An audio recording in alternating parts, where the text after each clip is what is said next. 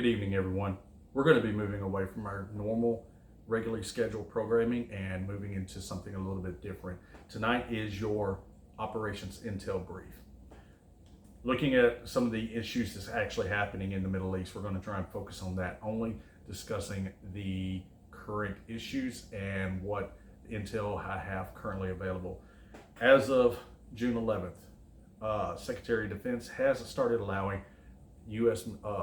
Military dependents to start voluntarily evacuating the Middle East. Now, also, one of the specific areas was the Iraq embassy is now starting to become partially evacuated for unspecified reasons. Now, this has not been discussed as to reasoning why, but there has been reports of increased force protection measures around the Middle East. Now, as many of us know, that has deployed to the Middle East through the years. Force protection measures is increased for various reasons, whether it be regional or whether it be geopolitical threats in the area or in the region. However, one of the specific reasons that we're discussing this is a breakdown of communication between Iran and Israel. Now, while we currently are having riots in Los Angeles and we are dealing with that issue, the Middle East is also dealing with this particular issue. Israel and Iran has been at each other's throats here in the past several months. As much as here recently, the United States had a buildup, one of the largest buildup of military personnel since the pre-GWAT era. Now, moving into the discussion as the details of this, one of the other things that is actually one of what we would call an indicator, something that I would look at and say this is, well, obviously an indication that there is something going on that is unknowns to the general public. Currently, the UK is actually issuing rare warnings as everybody is leaving. Now, one of the things that they're all doing is United Kingdom's Maritime Trade Operations has issued an unusual advisory telling all ships of the area to be reporting any military operations, especially in the Straits of Hormuz. Now, understand the Straits of Hormuz is one of the most important strategic locations in the entire world. Not the only one, it is one of the most. Straits of Malacca is also an important one, just as a note.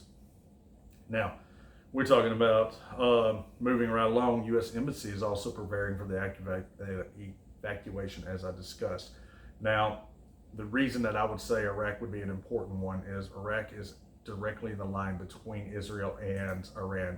Now, according to the Institute of the Study of Warfare, one of the Iranian generals, a name that I am not even going to be remotely going to be able to state his name, has stated that Iran has complete access to all military bases in the U.S. CENTCOM.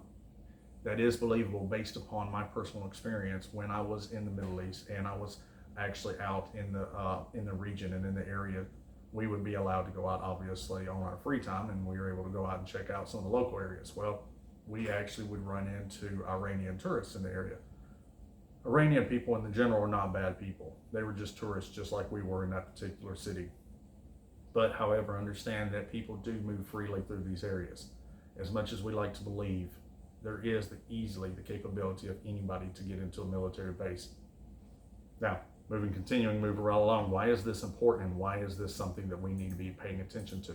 Well, Israel is trying to deny Iran the ability to have nuclear weapons.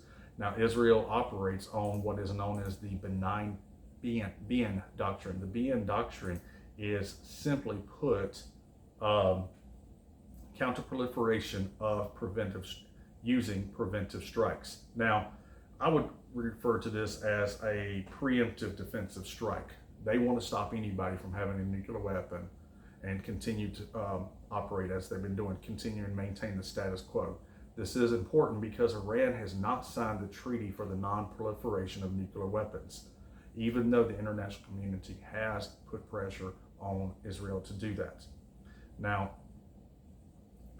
there is no definitive proof whether Israel has nuclear capability. However, it has been long suspected they have between 40 and I believe it was between 90 and 400 nuclear warheads. Now, however, this is suspected and it is not known to the general public, nor has it been officially confirmed. However, as Israel continues to maintain their status quo, they will try and do whatever is necessary to defend themselves against any perceived threats. Okay, ladies and gentlemen, this has been your nightly Operations Intel Brief.